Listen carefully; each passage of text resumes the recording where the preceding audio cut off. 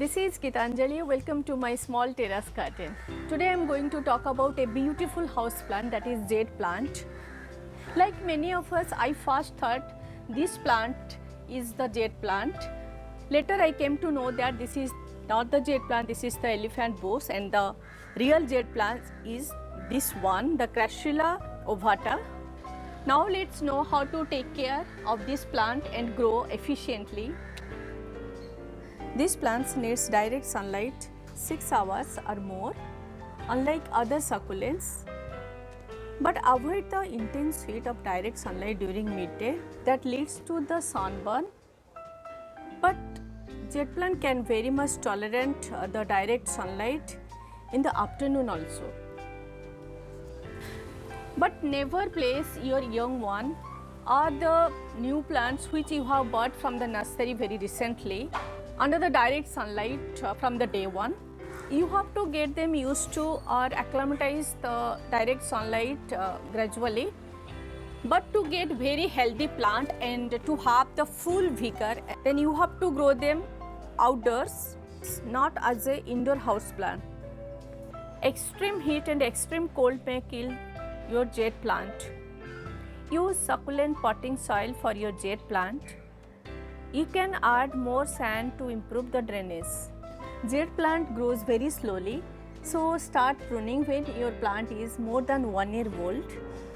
I often snip off the top leaves of the plant to get the thick stems, but never cut the main trunk because your plant may not survive after pruning.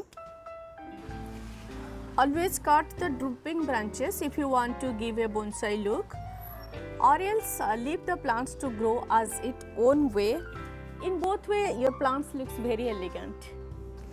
If you notice more yellow leaves, that means your plant is overgrown. So prune some branches to rejuvenate your plant. Time for pruning is during the spring and up to early summer. I always prefer the terracotta pots or clay pots for my succulents because the clay pots is porous and the soil gets dry more quickly, and jade plant is a succulent, so I have planted this in a terracotta pot.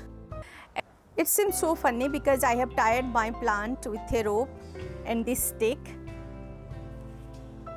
Because of the heaviness of the plants, the top of the jade plants becomes heavy as it grows older and older day by day. So it is always best to grow your jade plant in a heavy terracotta pot. Jade plants loves to be pot bound or root bounded. So your plant needs repotting every 2 to 3 years, and most older plants needs repotting in every 4 to 5 years. Common pests are mealybugs, so use these pesticides regularly once in a month as a prevention. Use fungicide if you notice dark spot on foliage. It is best to use pesticides and fungicides alternatively, which I usually do with my plants. These thick leaves act as a water reservoir. The jade plant usually die due to overwatering rather than underwatering.